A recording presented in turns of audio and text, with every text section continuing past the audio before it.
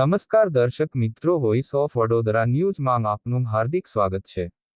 ખેડા જિલ્લામાં મોહરમની ઉજવણી કરવામાં આવી.